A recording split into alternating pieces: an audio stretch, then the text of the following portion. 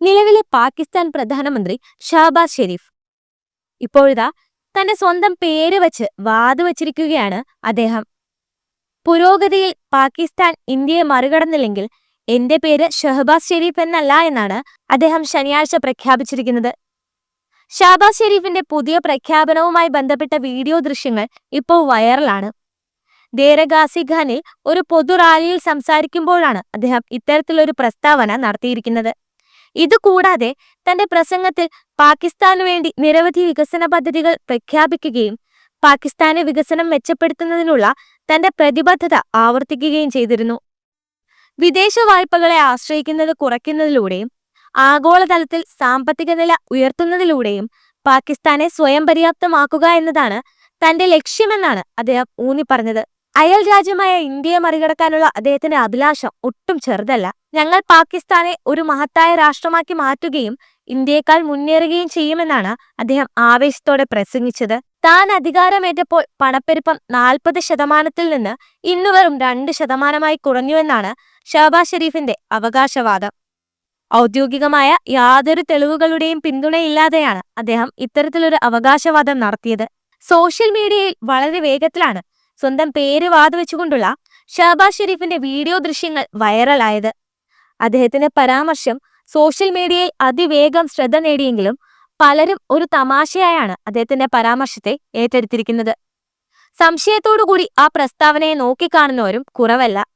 നിരവധി social media ഉപയോക്താക്കൾ അദ്ദേഹത്തിന്റെ പ്രസ്താവനയെ പരിഹസിക്കുകയും ചെയ്യുന്നുണ്ട്. ഷഹബാസ് ഷെരീഫിന് ഇനി ഒരു പുതിയ പേര് കണ്ടുപിടിക്കേണ്ടി വരുമെന്നാണ് എക്സ് ഉൾപ്പെടെയുള്ള സോഷ്യൽ മീഡിയ പ്ലാറ്റ്ഫോമുകളുടെ ഉപയോക്താക്കൾ പറയുന്നത്. ഇന്ത്യയോട് പരസ്പര വിരുദ്ധമായ നിലപാടാണ് ഷഹബാസ് ഷെരീഫ് ഈ അടുത്ത കാലത്തായി സ്വീകരിക്കുന്നത്. ഇത് തന്നെയാണ് കൂടുതൽ കുഴപ്പിക്കുന്നതും. ഇന്ത്യയുമായി നയതന്ത്ര ചർച്ചകൾക്ക് തയ്യാറാണെന്ന് വ്യക്തമാക്കിയതിന് തൊട്ടു പിന്നാലെയാണ് ഇന്ത്യയോടുള്ള മത്സരബുദ്ധി പ്രകടമാക്കുന്ന തരത്തിൽ ഇത്തരമൊരു പ്രസ്താവന അദ്ദേഹം നടത്തിയിരിക്കുന്നത്. ഈ മാസം ആദ്യം കാശ്മീർ ഐക്യദാർഢ്യ ദിനത്തിൽ പാകിസ്ഥാൻ അധിനിവേശ കാശ്മീർ ലെജിസ്ലേറ്റീവ് അസംബ്ലിയുടെ സെഷനിൽ കാശ്മീർ തർക്കം ഉൾപ്പെടെയുള്ള പ്രശ്നങ്ങൾ പരിഹരിക്കുന്നതിന് സമാധാനപരമായ സംഭാഷണത്തിന് അദ്ദേഹം ആഹ്വാനം ചെയ്തിരുന്നു. അതിന് തൊട്ടു പിന്നാലെ അദ്ദേഹം ഇപ്പോൾ നടത്തിയിരിക്കുന്ന ഈ പ്രസ്താവന പാകിസ്ഥാന്റെ സാമ്പത്തികവും രാഷ്ട്രീയവുമായ വെല്ലുവിളികൾക്കിടയിൽ കൂടുതൽ മത്സരാധിഷ്ഠിതമായി നീങ്ങാനുള്ള അവരുടെ താൽപര്യങ്ങളെ പ്രതിഫലിപ്പിക്കുന്നതാണ്. 1960കളിലെ ഡേറ്റ പരിശോധിക്കുമ്പോൾ ഇന്ത്യയും പാകിസ്ഥാനും തുടക്കത്തിൽ തുല്യ നിലയിലായിരുന്നുവെന്ന് കാണാൻ കഴിയും. രണ്ടുപേരും വളരെ ദാരിദ്ര്യത്തിൽ നിന്നാണ് തുടങ്ങിയത്. രണ്ടുപേരും സാവധാനത്തിൽ വളർന്നു. വാസ്തവത്തിൽ മുൻകാലങ്ങളിൽ ഒരു ശരാശരി പാകിസ്ഥാൻ പൗരൻ ഒരു ശരാശരി ഇന്ത്യക്കാരനേക്കാൾ സമ്പന്നനായിരുന്നു എന്ന് തന്നെ പറയാം. എന്നാൽ ഇന്ന് അതല്ല സ്ഥിതി. ആഗോള നിക്ഷേപങ്ങളെ ആകർഷിക്കുന്ന ഇന്ത്യയുടെ IT മേഖല കുതിച്ചുയർന്നു.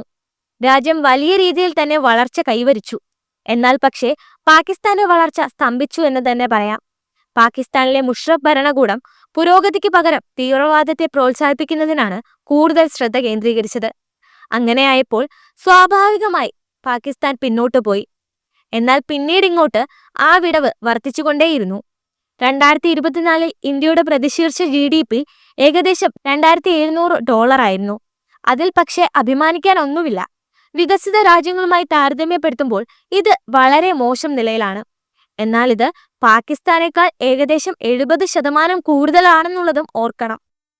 അതൊരു വലിയ അന്തരം തന്നെയാണ്. 20 വർഷമായി ഏകദേശം ഇത്തരത്തിൽ തന്നെയാണ് ഇന്ത്യയും പാകിസ്ഥാനും തമ്മിലുള്ള GDP വ്യത്യാസവും. ഇതിലൊരു മാറ്റം ഉടനെ സംഭവിക്കണമെങ്കിൽ ഒരത്ഭുതം തന്നെ സംഭവിക്കണം. ഒരുപക്ഷെ വിദൂര ഭാവിയിൽ ചിലപ്പോൾ അത്തരത്തിൽ ഒരു പുരോഗതി കൈവരിക്കാൻ പാകിസ്ഥാന് സാധിക്കുമായിരിക്കും. എന്നാൽ ഷഹബാസ് ഷെരീഫിന്റെ കാലഘട്ടത്തിലോ അല്ലെങ്കിൽ ഈ അടുത്ത കാലത്തോ പാകിസ്ഥാൻ അത്തരത്തിൽ ഒരു നേട്ടമുണ്ടാകണമെങ്കിൽ അവിശ്വസനീയമാം വിധം വേഗത്തെ അവർ വളരേണ്ടതുണ്ട്. അല്ലെങ്കിൽ ഇന്ത്യ അതുപോലെ ഒരു തകർച്ചയിലൂടെ കടന്നു പോകേണ്ടതുണ്ട്. അത് എന്തായാലും സംഭവിക്കില്ല.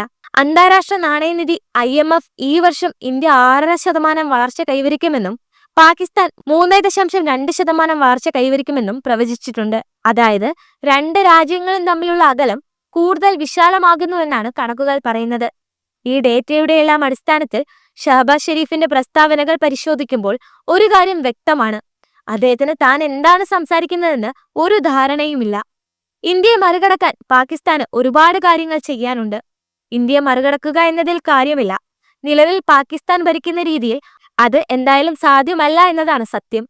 എല്ലാത്തിനുമുപരി ഇപ്പോൾ പ്രധാനമന്ത്രി പദവിയിലാണെങ്കിലും ഇപ്പോഴും അവരുടെ സൈന്യമാണ് പാകിസ്ഥാനെ ഭരിക്കുന്നത്.